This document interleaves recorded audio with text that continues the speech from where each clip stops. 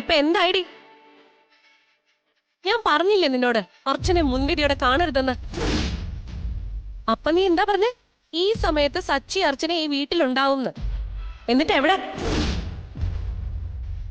മുറ്റത്തേക്ക് ഇറങ്ങി ആകാശത്തേക്ക് നോക്ക്. ഈ വീടിന്റെ മേളിൽ കൂടി പറന്നു പോന്ന ഏതെങ്കിലും ഒരു ഫ്ലൈറ്റിൽ കാണും അവർ രണ്ടുപേരും. ചേച്ചി, എന്റെ പ്ലാനൊക്കെ കറക്റ്റ് ആയിരുന്നു. പാൽ ഗ്ലാസ് റൂമിലെത്തിയ ശേഷം പിന്നെ എന്താ സംഭവിച്ചതെന്നും എത്ര ആലോചിച്ചിട്ടും ഒരു എത്തും പിടിയും കിട്ടുന്നില്ല. എന്നാൽ എനിക്ക് നല്ല എത്തും പിടിയും കിട്ടി.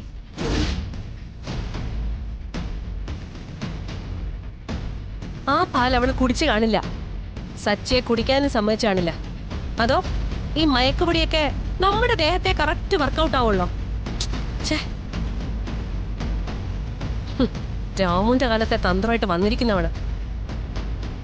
ഒരു ക്രൂഷ്യൽ സിറ്റുവേഷൻ വന്നപ്പോ ചേച്ചി ഈ ഐഡിയ തന്നെയല്ലേ ഉപയോഗിച്ചത്?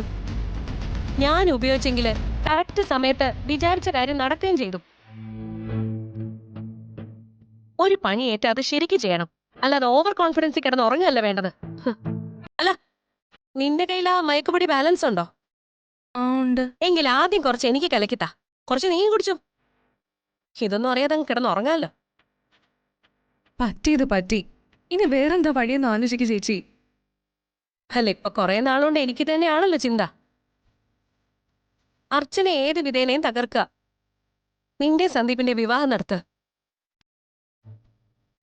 ഇത് രണ്ടും നീണ്ടു പോകുന്നല്ലാതെ ഒരു കരയ്ക്ക് അടുക്കുന്നുമില്ല. ചേച്ചി, ഞാനൊരു കാര്യം പറയട്ടെ. എന്താ? എന്റെ സന്ദീപിന്റെ വിവാഹത്തിന് ആകെയുള്ളൊരു തടസ്സം ആ അർച്ചനയാണ്. ഇന്നും നാളെയും ആ അർച്ചന ഇവിടെ ഇല്ല. ഈ തക്കത്തിന് എങ്ങനെയെങ്കിലും അങ്കിളുടെ അനുവാദം വാങ്ങിച്ചെടുത്താലോ?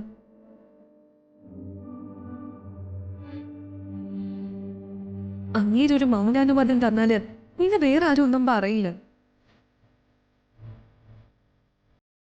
എന്റെ സന്ദീപിന്റെ വിവാഹം കഴിയുന്നതോടെ അർച്ചന തങ്ങി തകർന്നോളും.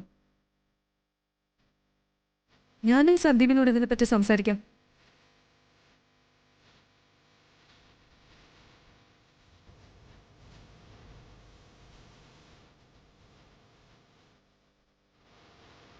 ഒരു കണക്കിന് അവൾ ഇവിടെ ഇല്ലാത്ത നന്നായി ചേച്ചി.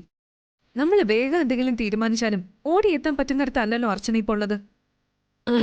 ഞാനൊന്ന് ആലോചിക്കട്ടെ. അതിലെന്താ ഇത്ര ആലോചിക്കാൻ?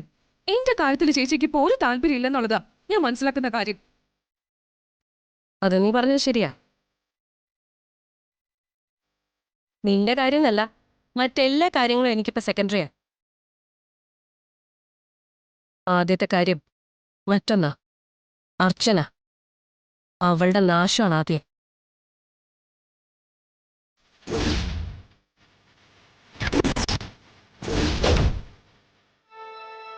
നാവിന്റെ മൂർച്ചയിലും എന്റെ ചിന്തകൾക്ക് വിപരീതമായി ചിന്തിച്ചും എന്നേക്കാൾ മുകളിൽ സ്ഥാനം പിടിച്ചവൾ.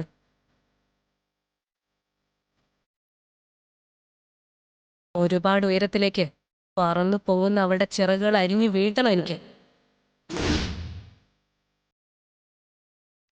നിയന്ത്രണം വിട്ട ഉയരത്തിൽ നിന്ന് താഴേക്ക് വന്ന് പതിക്കണം എന്റെ കാൽച്ചോട്ടിലേക്ക്.